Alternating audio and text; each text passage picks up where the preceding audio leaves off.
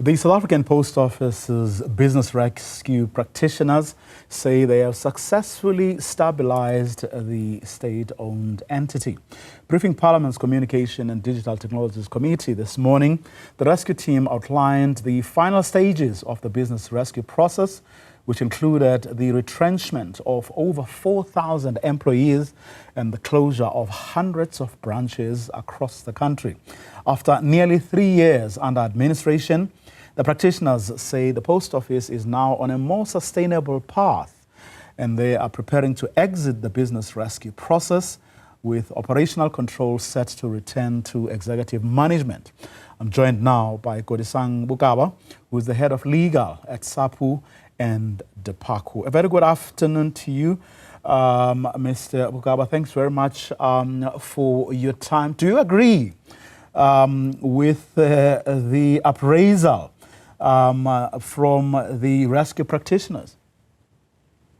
Thanks, Vuyo and the South Africans at home. I would like to state it for the record that I'm Kodisang Bokaba, I'm with Sapwu and Depacu, and I'm also their spokesperson. What you are saying is in fact laughable.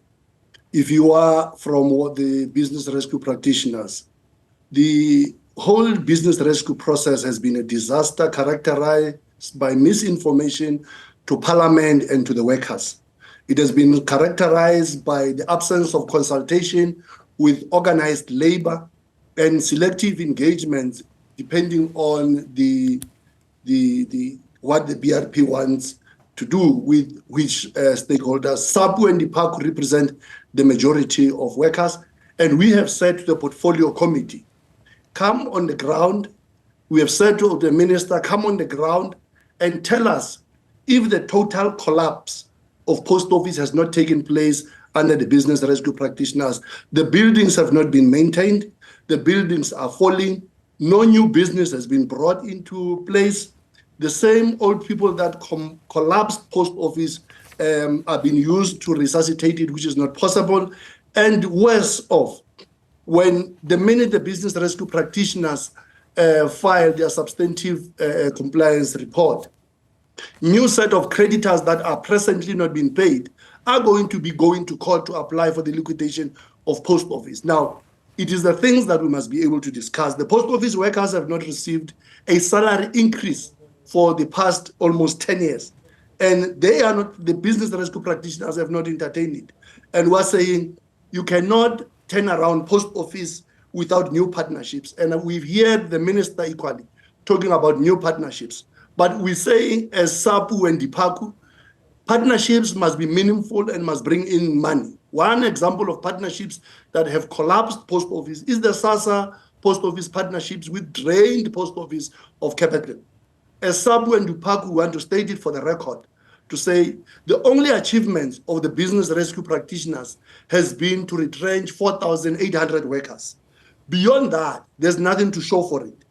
The workers of post office remain in dilapidated buildings, remain without salary adjustment. And we're saying if post office now that it has been given a cash injection of almost 360 million, where do we locate labor? Where is the salary adjustment that are necessary? As Sapwu and Depacu are saying, the rescuing post office cannot only be about cash flow. It must be about the human element. The workers of post office that have made sacrifices for more than 7 years without a salary increase must be put also at the center of the turnaround.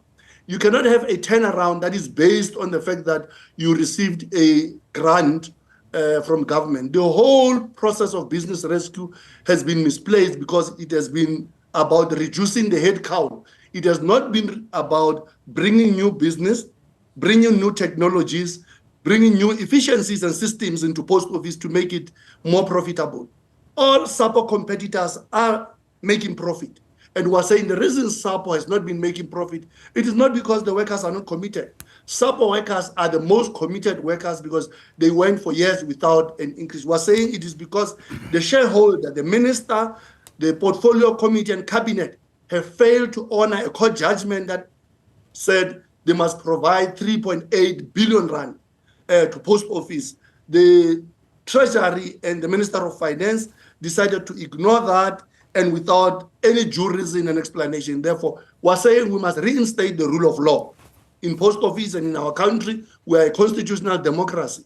We're saying government must make sure that post office gets what is due to it in terms of 3.8 billion, so that the workers of post office salaries get adjusted, not a salary increase. They get adjusted for the laws that they've acquired for the last 7 years. Remember, Vuyo, you yourself cannot go for 2 years without a salary increase. Bread, petrol on your daily needs are increasing. And if your income does not match inflation, you are literally subsidizing government for you to be at Newzroom Afrika and your station managers. And therefore, we're saying, as Depacu and Sapwu, we call on government, we call on the minister, and all stakeholders in the telecommunication and postal space to say, post office can be turned around for as long as all of us make a contribution. The workers have made a commitment and shown their commitment and sacrificed enough. Now, before Parliament today, the business rescue practitioners said, among other things, that they have been consulting in November. The rescue plan was published and circulated to everyone affected. They say regular meetings were held with employee committees represented by both the unions and the non-unionized staff. Is that what you're referring to when you began by talking about selective consultation? I'm saying that is a total lie, in fact.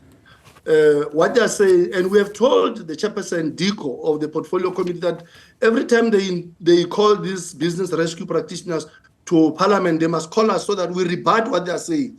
I can share with you the letters that we have sent to the business rescue practitioners requesting meetings and consultation, including when the TERS allocation was done, so that they are able to explain to the workers what are the conditions, what are the time frames, and how this will work, and how the savings that have been made by the post office in terms of this TERS money, how they are going to be plowed into the workers and the conditions of their employment. That has failed to the extent that yesterday we have penned a letter to the portfolio committee members requesting their intervention to say, you continue to accept being misled, because we have the record, we have letters, we can share them with you and the rest of South Africa to say, Parliament has been misled, Parliament has been lied to.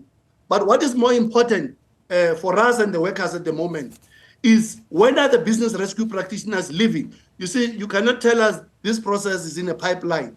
The workers are asking us to say, when are these people leaving?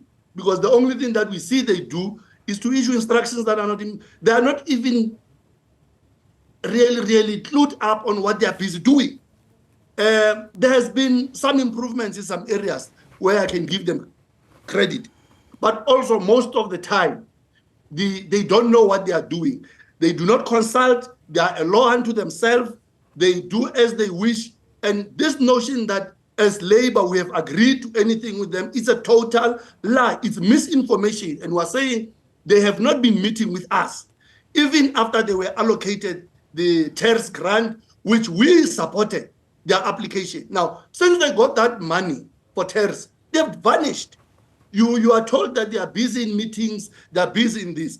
And the workers want answers to say, how is this TERS going to benefit them? And when are they leaving, if they are leaving? Because it's one thing to tell Parliament you are leaving, but it's another thing to say, we are looking forward to leave in the next 6 months. This is the board that we put in place. This is the new CEOs, because you have an acting CEO who's not even consulting with labor. You don't have the permanent head of legal. The head of legal is also a BRP practitioner who's moonlighting in the CCMA. Now, so you don't want those things. You are saying to us here, to South Africans, we want permanent staff to be appointed, those people that will continue with the implementation of the plan and make sure that the shareholder comes in with the 3.8 billion and the partnerships that bring in money into post office. Not this type of partnership, for example. Now you're saying that Parliament has been lied to. Have you not engaged? Parliament has been misled. Yes, and that has been deliberate. Have you engaged with the Parliamentary Committee on Communications? And if so, what have they said? I can share with you a letter that we have written to them equally this morning to say, you are having that meeting with the BRPs again, and we have taken it from the media reports and commentary from communication with some members of the opposition. It's that these guys are saying they have everything in place, they are turning around post office. We're saying you can't turn around an institution if you can't show us any new business, any new profitable partnerships, any new appointed board executive that will take over the plan, that you create a soft landing for them. You take them by hand and say, this is the plan, this is what we wanted to implement, this is how we wanted to implement it. And everything that we have done, this is how it will benefit the workers in South Africa as a whole. Because at the moment, we don't want to say there is any major achievement. We're saying the major achievement has been retrenching 4,800 people. Let me make two examples. The type of partnerships that they do, for example, they bring in cars in post office, but those cars have got drivers, and those drivers don't know the routes. The present workers are expected to teach those people the new routes and other. It's duplication because you already have drivers in space. Sorry. Now, we're saying partnerships means whoever comes in and brings in facilities, cars, photocopies, the new technologies of the future that post office can get for free because it's part of international postal services networks. Those technologies can come in without any cost to post office. But the parliament and everybody's not talking about, all of them want us to go through this tendering process, which is corrupt. We're saying the partnerships that are meaningful must be engaged in. These partnerships that, like the owner-driver happened in the past where there was a lot of corruption allegations. Okay. We're saying we don't want those things. The workers are ready to continue to work with the management as they have worked successfully with the BRPs. Okay. The workers supported the BRP process, and we're saying if the BRP process comes to an end, let them be honest. Let them engage with labor. Let them engage with Sapwu and Depacu as the majority unions and the non-unionized. Okay. And stop saying they're engaging with us when they're misleading South Africa. Kodisang Bokaba, let me thank you very much for your time, Head of Legal at Sapwu and Depacu Unions.